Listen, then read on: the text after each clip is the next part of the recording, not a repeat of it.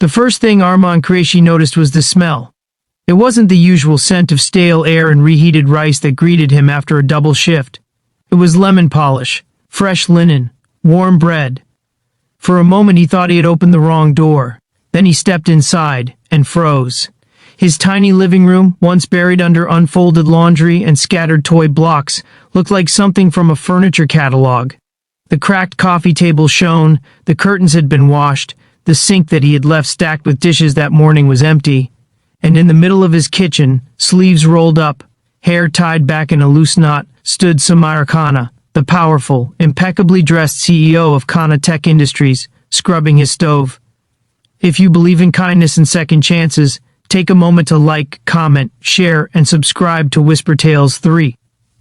Stories like this remind us that humanity still exists in the quietest corners of our lives. Arman blinked. Certain exhaustion was playing tricks on him. He was a warehouse supervisor at Khanna Tech, a mid-level employee who rarely even saw the CEO except during annual meetings streamed on a projector. He was a widowed single father trying to stretch every rupee. His world and hers did not overlap. They barely touched. Yet here she was, in his home, in broad daylight. His 7-year-old daughter, Noor, sat at the dining table. No, not a table buried in bills and unopened letters, but a clean, polished surface, coloring in a book. She looked up and grinned as if this were the most natural thing in the world.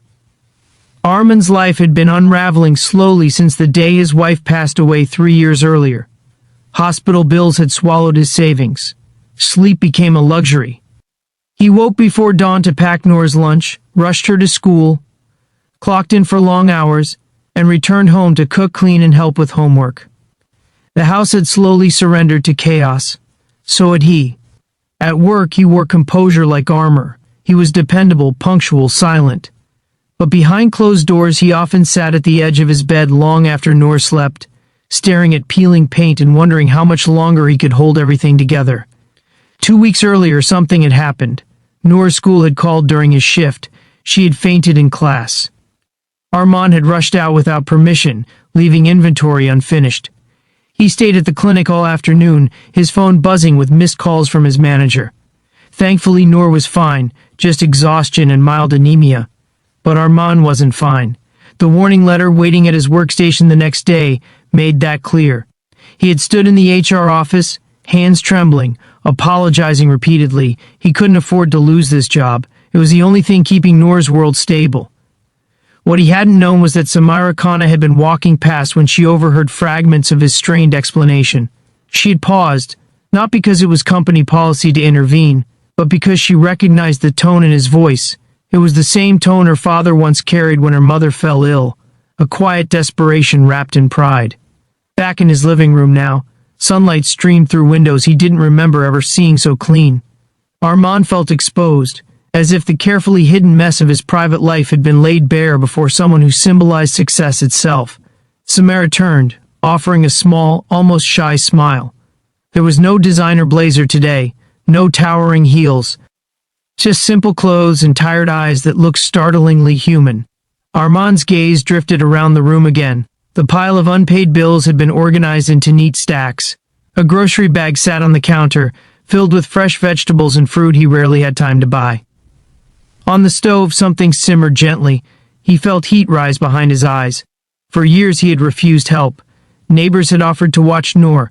Colleagues had suggested meal deliveries. He always declined. He told himself he had to be strong, for his daughter, for his dignity, for the memory of the woman he lost. Accepting help felt like admitting failure, but standing there, surrounded by quiet evidence of compassion, something inside him cracked. He remembered the mornings, when Noor brushed her own hair because he didn't know how to braid it properly. The nights she pretended not to notice when dinner was just bread and tea because he was too exhausted to cook. The way she sometimes studied his face before asking for something small, as if measuring how much he could bear. He had been surviving, not living. Samira had learned more about him over the past week. She had asked HR to pull his record, not to punish but to understand. Perfect attendance until his wife's passing. Overtime volunteered without complaint. No disciplinary issues until that day at the clinic. She had visited the warehouse floor discreetly, watching how he trained new hires patiently, how he stayed late to fix errors he didn't cause. She saw not weakness but resilience worn thin. So she did something that shocked even herself. She took a personal day, bought groceries, tracked down his address through emergency contact records, and knocked on his door while Noor was home from school for a minor holiday. She introduced herself gently, not as a CEO but as someone who wanted to help. Now, in the soft brightness of afternoon, Arman felt years of pressure rise to the surface. Tears slipped down before he could stop them. He turned away, embarrassed. But the tears kept coming, silent at first, then shaking his shoulders.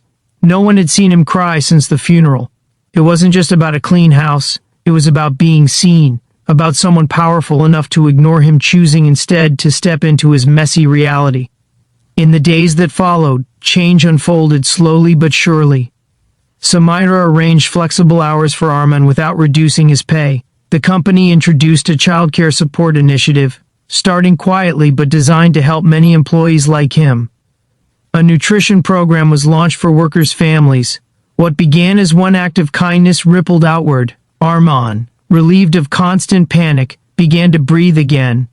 He learned to braid Noor's hair, laughing at his first crooked attempts. He started cooking proper meals on weekends. The house no longer felt like a battlefield. One afternoon, weeks later, he found Noor sitting at the same polished table, writing a school essay titled, "My Hero." He expected her to write about a celebrity or a teacher. Instead, she wrote about him, about how her father worked hard and never gave up, even when he was tired. He realized then that strength wasn't refusing help. It was allowing kindness to reach you and then passing it on. If this story has touched your heart, please take a moment to like, comment, and share. Your engagement helps keep stories like this alive, reminding the world that compassion still matters. And before we end, comment the word kindness below if you believe one small act can change someone's entire life. On a bright afternoon months later, Arman stood in the warehouse as Samira addressed employees about a new community outreach program. Their eyes met briefly across the room, not as CEO and supervisor, but as two people who understood loss and the power of empathy. He went home that evening to a house filled with light, to a daughter who ran into his arms, and to a life that finally felt steady. Sometimes miracles don't arrive with fanfare.